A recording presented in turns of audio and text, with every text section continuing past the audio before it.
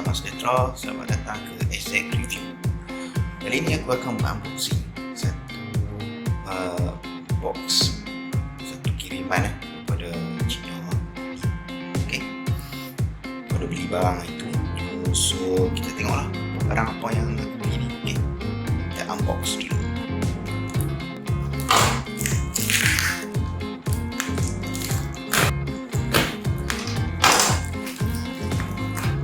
Sampai dah aku beli kat Shopee lah.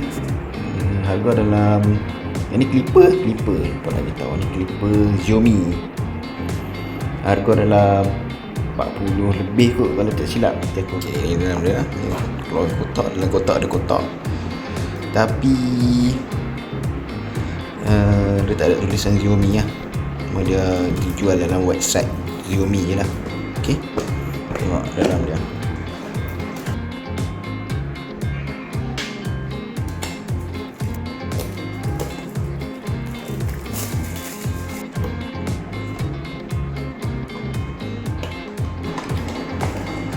Hai, tu ni aku order waktu PKP dulu kan.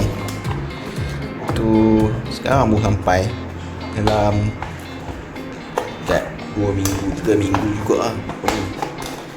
Order OC ni bukannya dalam Malaysia punya. Aku order warna putih, warna putih. Inilah dia clipper.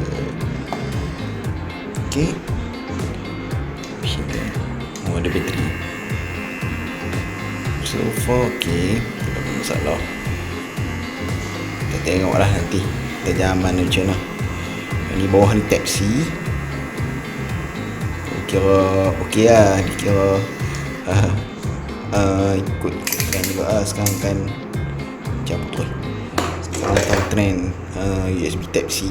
Oh ni dia kira clipper dia tu tak payah beli yang sarung satu-satu tu, dia semua adjust kat sini je tadi ni. Okay,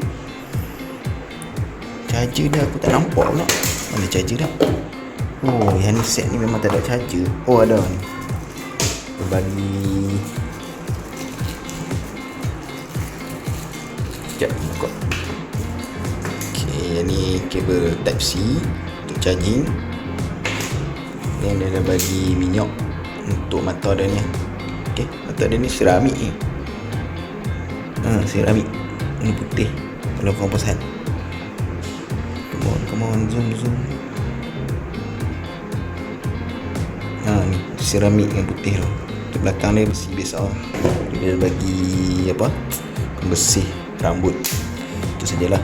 Ni dia punya tadi ni adjuster dia ni, untuk kita potong rambut kita nombor apa. Okay, itu sajalah. Okay, terima kasih kerana menonton. Bye.